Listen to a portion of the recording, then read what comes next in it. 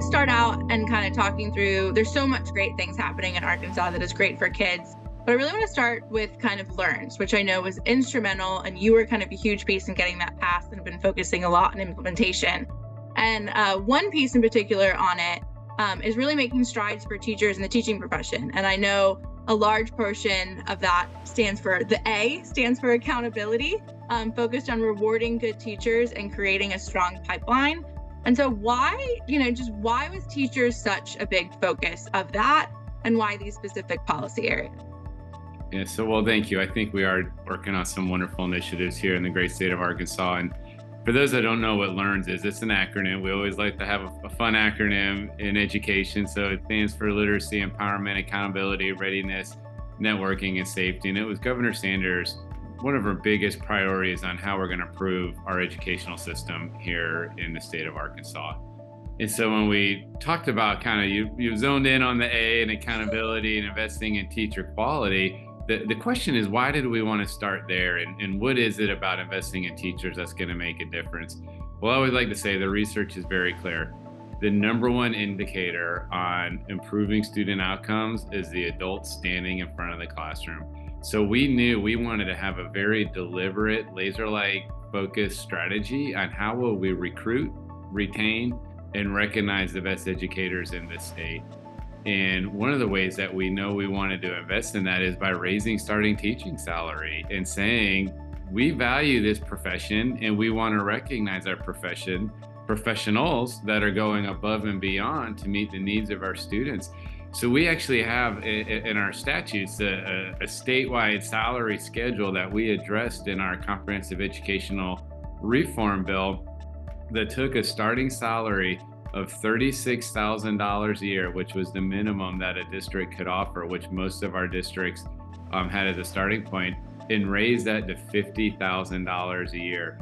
Additionally, not only did we raise starting teaching salary, we made sure that every teacher, regardless of how long you've been in your current teaching classification or your district or wherever you were on your own salary schedule, we made sure that every teacher got at least a $2,000 raise.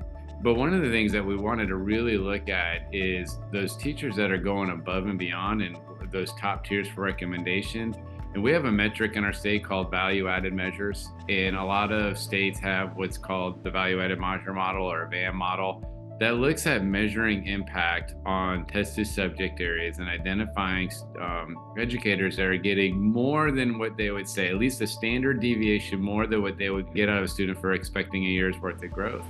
Well, at our state, when I first got here in Arkansas, we had a very robust system for collecting value-added measure data, but we didn't have a platform to actually share that data with schools, with superintendents, with teachers, so that they can be reflective in their impact. So that was one of the first things we want to do, is say, how do we take this data and then how do we make sure that it's delivered in a format that educators can help make informed decisions around that practice?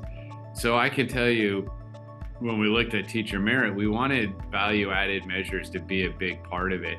And the first thing that I always like to do is, when I get a hold of that data, when we get it run, is I always want to say, are there any reading teachers in the state of Arkansas that are at F schools, meaning the school is failing, that have a high impact, where they are outperforming the norm, not only as a state, but outperforming the system that they are operating in? And lo and behold, when we first ran that query, we found 36 teachers that are teaching reading in the state that are getting above and a standard deviation or more worth of growth out of students in their classrooms that are in F schools. So we went and visited those teachers, and when you talk about recognizing, rewarding, and retaining the best educators, the best thing you could ever do is tell a teacher, you're getting more growth than anybody else in the state out of your students, because if you ask them how good of a teacher they are, they just think they're just doing what everybody else does. And they don't realize, like, when we did our teacher merit pay, we identified about 36 teachers across the state and gave them a $10,000 bonus because of the impact they're having on our students. Every one of those teachers were just shocked. They were like, I can't believe I'm getting better growth. We need to tell these folks that they're doing an amazing job. And we need to find out the secrets from those folks so that we can help scale Others. across the state. Yeah. So number one, we knew we want to make this a desirable profession so that we can get the best and brightest individuals that can get in front of our students in our classrooms. There's no greater investment. The results you're seeing from these initiatives, kind of, I know you said you're identifying the top, these teachers, you can kind of go see them, but what else, if you think about student outcomes, kind of are you tracking and seeing some impact, student outcomes and retention from some of these merit-based bonuses, as well as just the higher salaries? Well, when you hear the stories, right, and when you're able to go to a classroom of a teacher and say, hey, by the way, you just got a $10,000 merit pay, and see the tears of joy running down their face. And then you're hearing stories about, wow, the air conditioner just broke at their house and it's summer and they didn't have the money to pay for it. And now they can fix their air conditioner, or now they're able to set up college savings accounts for their children to get their further education. This is something that they deserve. In some of the research that you see, like Professor Hanishuk out of Stanford, and looks at teacher salary and compensation scales, you can't pay a good teacher enough, right? So we know we have budget restraints and limitations, but we can tell the world that our teachers are the best, and I want to put our teachers up against any other state's teachers. And when other states, and I'm in a state that borders about 7 other states, when word's getting out to our bordering states, we're getting more and more neighboring states, folks wanting to apply and work in our state because they see how we're investing in educators. Yep. And it's not even just the monetary value. It's about giving them high quality instruction materials, access to real-time progress monitoring data so that we can help make informed decisions and practices. We deployed over 120 literacy coaches to every F school or DNF school across the state. So any school that has been identified as persistently low performing, we added statewide literacy coaches to work in classrooms side by side with teachers to help them make sure they understand the science of reading, high yield strategies that work best for them, flesh out what is effective tier 1 instruction and high quality intervention. And the feedback we even get from those teachers about what it's like to be able to plan and get in classroom support is something that is a game changer for us, and that we're going to continue to make sure happens in the future. Absolutely right, because you mentioned earlier, right? You're more teachers are so likely to leave if you don't feel like you're making an impact, if you don't know what you're doing, if you're overwhelmed. Once you're good at your practice, you get the rewarding side. It's fun to go to work. It's fun to feel like you're making an impact. And I know another piece that can really ramp that up is residencies, which you mentioned a little bit about investing in that last year. So you're getting students in the classroom faster when they're in their preparation programs. Can you talk a little bit more about kind of residencies, what you're seeing, the investment you guys have made and chosen to focus on with residency programs? Yeah, so we're going through our teacher preparation programs and even doing like science of reading audits, right? Like how good of a job is the teacher prep program making sure their candidates are day one ready with high yield strategies, understanding, the cognitive science of learning and how to work with high quality instruction materials and make sure we're making the right necessary changes throughout the year. A frustration that we would continually get from superintendents and principals, and this isn't a nuance to Arkansas, this is nationally, is they're hiring teachers from teacher prep programs that aren't ready day one. Yep. Then they're having to spend years in time in doing more professional development, more coaching, more mentoring, more day one readiness. So we've been working with our university partners to say, how do we create a year-long residency? So after their junior year, coursework, embeddedment, and practice and practicums, they should be day one ready. Those candidates now with a partnership in a university, so they still have direct university professor oversight, are partnered with a mentor teacher and work in a school district that's guaranteed to get supports, can start working as a teacher their senior year. They're the teacher of record, they're doing a residency under the tutelage of a master lead teacher, and they're able to even draw down a salary and start getting paid. And with the right supports in a classroom for a year, they're leaving that program not only being recognized and compensated for their last year of college, but day one ready to not only be effective in their classroom, but to carry that torch and mentor and bring new people into the profession along the way.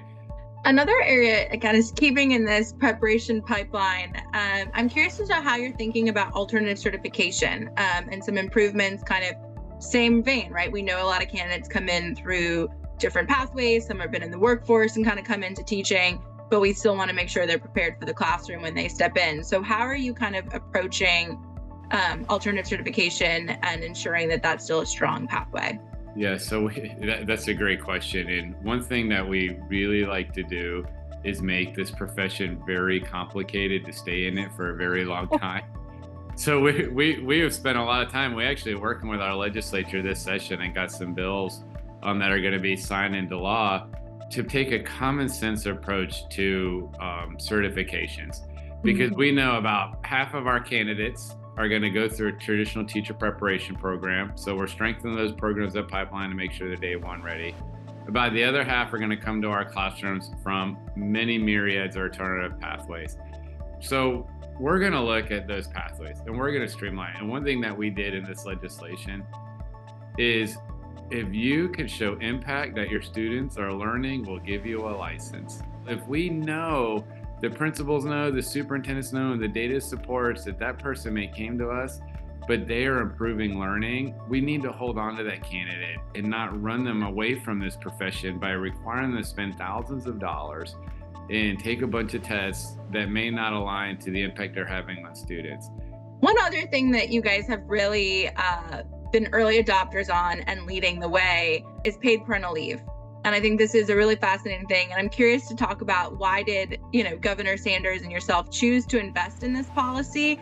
And really, as you were thinking about it, kind of what benefits did you identify or predict? And how have you seen those being actualized versus, the cost of it, or just, how did you go about being like, this is why we're doing it and we see these benefits actualizing?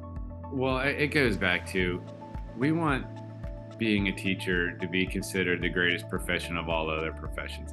A lot of other professions provide benefits that go beyond just the basic salary and minimum expectations, with health insurance and some of those other components. So what other innovative ways can we say that you matter, and we want to make sure that you're ready to come back to the classroom when you're ready, while supporting districts? Because those early years, or those early months when a mother's bonding with their babies, is so crucial. So why did we do this? I think because we have, the greatest governor in the United States that is going to make improving education her number one priority.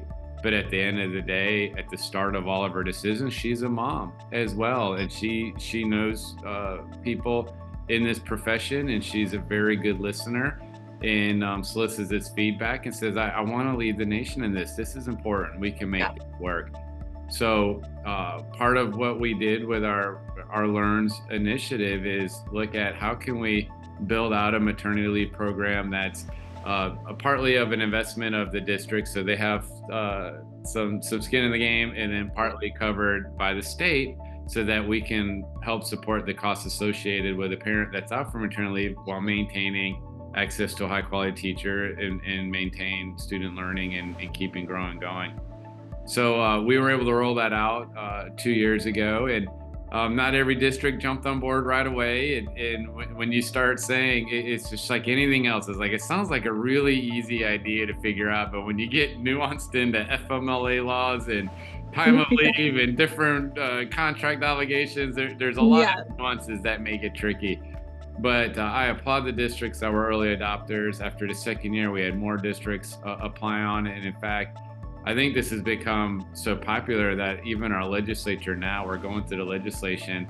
It's gone through one side of the House, but it hasn't quite hit the Senate yet, but we anticipate it's going to move along, is to move it from a 50% match of district to state to support this initiative to be 100% covered by the state. So we're doubling down on our investment that this is a good program, and it's working, and it's working well, and we're going to take that burden off districts and bring that into some of the state revenue so that we make sure it's sustainable moving forward.